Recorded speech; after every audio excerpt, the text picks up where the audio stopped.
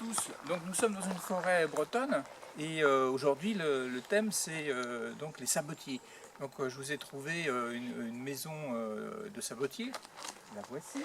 C'est une reconstitution hein, bien sûr hein, parce que depuis la fin du 19e siècle ça n'existe plus. Hein. Voilà, donc on va y aller, regardez le paysage, c'est joli. A tout de suite. Voilà, donc on a fait une petite coupure pour mettre tout en place hein, devant la cabane de sabotier. Donc, là c'était pour faire un extérieur, c'est sympa les extérieurs.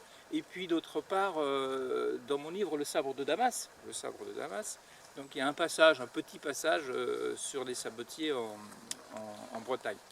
Donc je vous ai trouvé un livre en bibliothèque, hein, parce qu'il est assez introuvable. Ce sont les sabotiers des forêts de Bretagne de Sylvie Lemaine Pélanda. Voilà, là voici.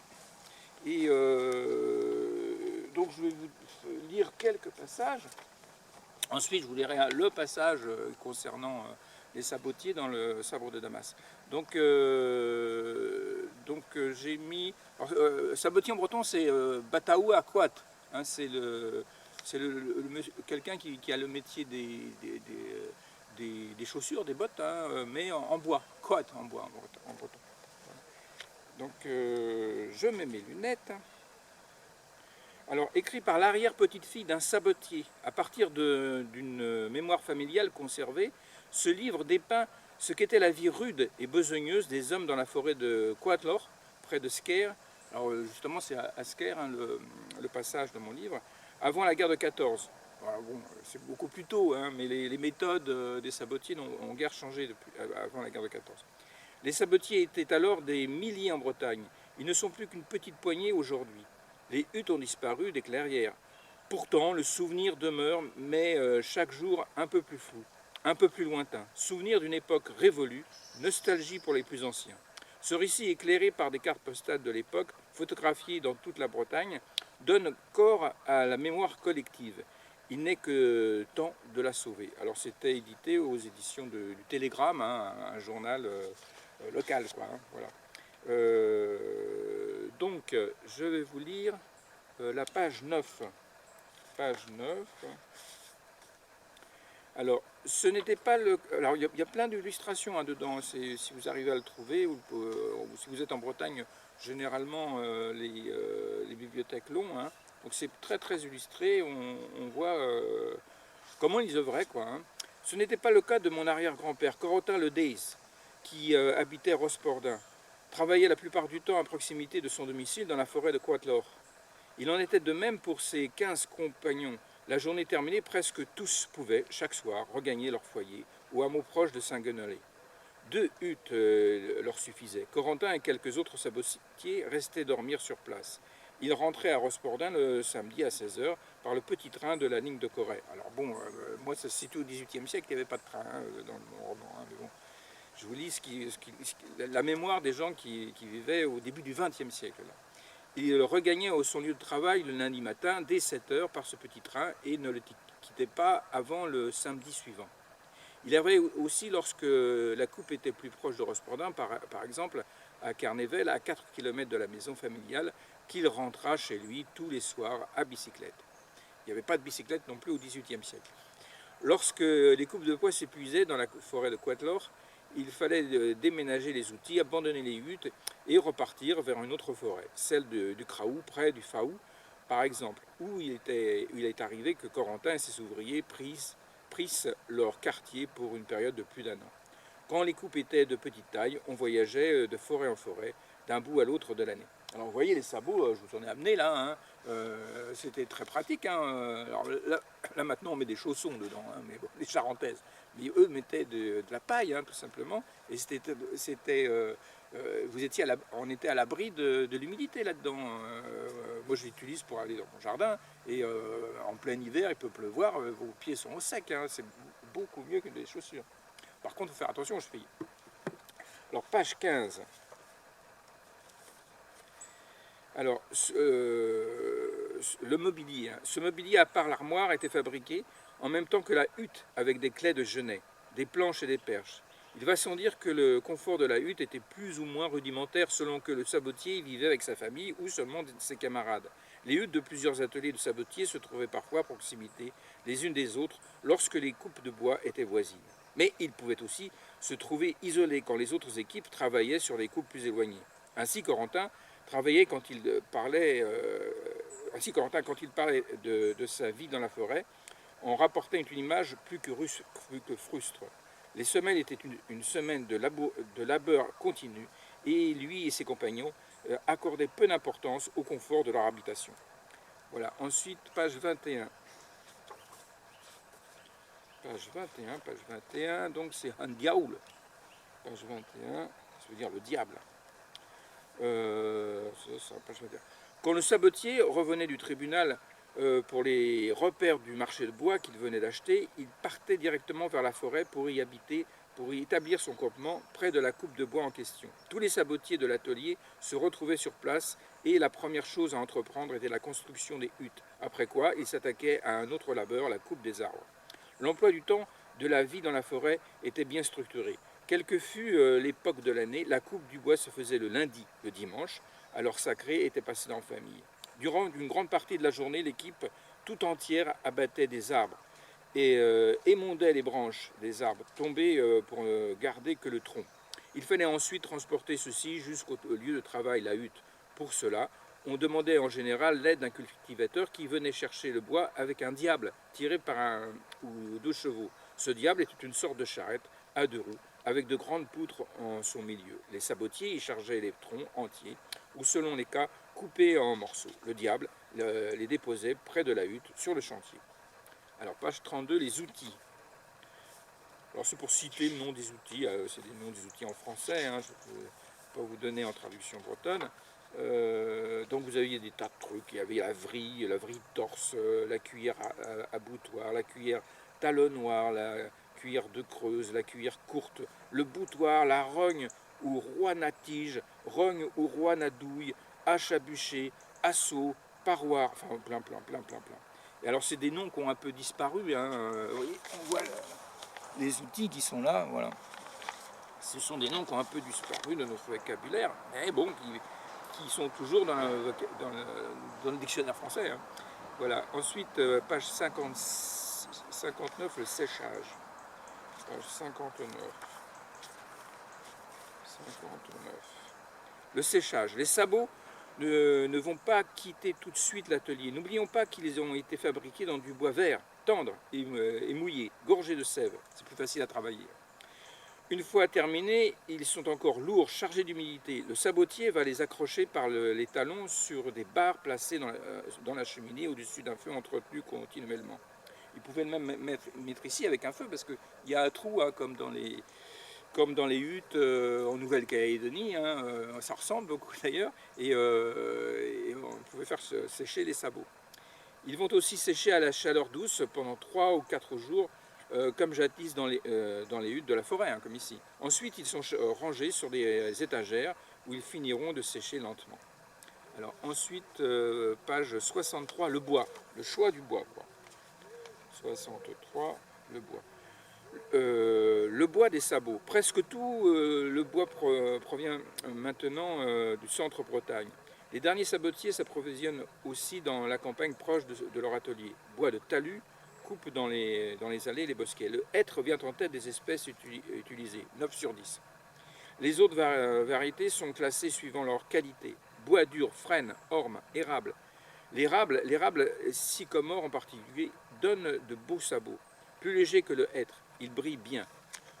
Bois tendre, peuplier, bouleau et cerisier. Ces bois tendres, dans le passé, étaient destinés aux sabots de marins.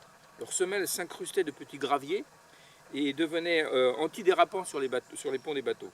On peut fabriquer 60 paires de sabots hommes au mètre cube de bois et 70 paires de sabots de femmes. Voilà. Ensuite, page 88, un intérieur de hutte au 19e siècle. Page 88. Page 88. Voilà, alors c'est une citation d'Émile Souvestre, hein, qui est un écrivain, Les derniers paysans. Alors, le premier hameau du, c'est ça, hein, le premier hameau du Boisier que je rencontrais n'était composé que de quelques huttes. Je le traversais sans m'y arrêter, gagnant le milieu de la coupe, où se trouvait le principal campement. Je voyais se dessiner ça et là, sous les vagues lueurs de la nuit, des groupes de cabanes qui formaient dans l'immense clairière comme un réseau de villages forestiers. Toutes les huttes étaient rondes, bâties en branchages, dont on avait garni les interstices avec du gazon et de la mousse et recouvertes d'une toiture de copeaux. Lorsque je passais devant ces portes fermées par une haie à hauteur d'appui, les chiens-loups accroupis près de l'âtre se levaient en aboyant. Des enfants, demi-nus, accouraient sur le seuil et me regardaient avec une curiosité effarouchée. Je pouvais saisir tous les détails de l'intérieur de ces cabanes, éclairées par le feu de bruyère sur lequel on préparait le repas du soir. Une large cheminée en crayonnage occupait le côté opposé à la porte d'entrée. Des lits clos par un battant à coulisses étaient rangés autour de la hutte avec quelques autres meubles indispensables, tandis que vers le centre se dressaient les établis de travail auxquels les hommes et femmes étaient également occupés. J'appris plus tard que ces baraques dispersées dans plusieurs coupes étaient habitées par près de 400 boisiers qui ne quittaient jamais la forêt. Pour eux, le monde ne s'étendait point au-delà de ces ombrages par lesquels ils étaient abrités et nourris. Cependant, dans le cercle étroit de ces obscures destinées se retrouvait tout ce qui agite ailleurs la foule haletante, espérance déçue ou remplie, amour accueilli ou repoussé, joie ou deuil de la famille, et par-dessus tout l'éternelle épée suspendue au banquet du genre humain, la misère. Pour le moment, celle-ci était heureusement absente, mais on se rappelait ses visites et les femmes me les racontèrent. À plusieurs reprises, l'exploitation du bois avait été suspendue, le prix du blé s'était élevé, et les boisiers sans ressources avaient dû vivre comme des bêtes fauves de ce qu'ils trouvaient dans la forêt. Chassés par la faim, ils avaient cherché secours dans les villages voisins, mais la pauvreté avait fermé les portes. L'amitié seule eût pu les ouvrir, et pour le laboureur qui vit hors du couvert, le boisier est un étranger. Aucune alliance ne rattache la campagne à la forêt. Aucune habitude ne les rapproche. Il y a plus une vieille défiance, même la première en garde contre l'homme du couvert. Son accent rude et précipité, ses vêtements sordides, sa physionomie sauvage, tout étonne et inquiète. Puis la tradition rappelle qu'autrefois les boiseries servirent de camp d'asile aux désespérés, et qu'alors les hommes de la forêt faisaient irruption dans les villages pour y enlever les femmes et les moissons. Et bien que l'abus ait cessé, le souvenir a survécu. Voilà, donc je vais vous lire le passage dans mon livre, hein, qui a trait donc, au sabotier, c'est page 46, ce n'est qu'une page. Page 46. Page 46, c'est ça. Alors, mon père parlait peu et travaillait beaucoup pour un gain bien faible, souvent remis en cause par le climat ou la cherté du blé noir. Il lui fallait par conséquent trouver des solutions économiques pour se vêtir ou posséder des sabots. Nous fîmes un long voyage à pied vers le village de Sker, célèbre pour ses excellents sabotiers. L'un d'eux proposa à mon père, lors d'une foire où il vit sa force au Gouren, c'est la lutte bretonne, hein, de l'employer un mois en hiver pour abattre des chênes, bois fameux pour les sabots. Il s'agissait d'un échange de travail pour chausser notre famille. Mes grands-parents durent s'occuper de nos animaux, mais ils n'étaient pas loin de Tipon-de-Glace, c'est leur demeure. L'expérience me marqua. Nous partîmes de bonne heure le matin et dormîmes dans une grange qu'un paysan nous prêta pour la nuit. Le lendemain, nous reprîmes la route tôt et vers midi, nous arrivâmes à Sker, dans l'immense forêt de Quetlor, après avoir marché 5 lieues. J'avais l'impression d'arriver dans un autre monde. Un sabouteur Quat, le sabotier quoi, vivait avec sa famille dans une grande hutte d'une toise de haut sur 2 toises de large. Elle était fabriquée d'une vingtaine de troncs d'arbres d'un pied de large. Le centre servait de foyer et la fumée s'élevait vers le sommet des grands hêtres. La lumière dans la cabane ne s'insinuait que par le trou du faîte et la large porte d'entrée fabriquée de peupliers. Le toit était recouvert de branches de genêt, comme la plupart des granges en Bretagne. Je me figurais les mœurs de nos ancêtres ainsi au Moyen-Âge ou au temps des vieux Bretons ignorant des lumières du christianisme. Ces gens étaient nomades et se déplaçaient en fonction des travaux de coupe, abandonnant la hutte, les ayant abrités durant des mois. Nous n'avions point leur sort. À mon grand étonnement, il existait en cette pauvre Bretagne des gens ayant une existence plus dure que la nôtre. Nous vécûmes plusieurs semaines avec eux afin que notre travail compense les coupes de sabots chargées sur le dos de notre âne. Les couples de sabots chargés sur le dos de notre âne. Le jour de notre retour sur l'Andudal, là où j'habite. Les botuquat, les sabots, s'usent vite et mon père en demanda 2 paires pour ma mère, pour lui et moi, enfin pour ceux susceptibles de travailler dans notre famille. Mes petites sœurs étaient encore bien petites et faisaient le voyage sur notre âne.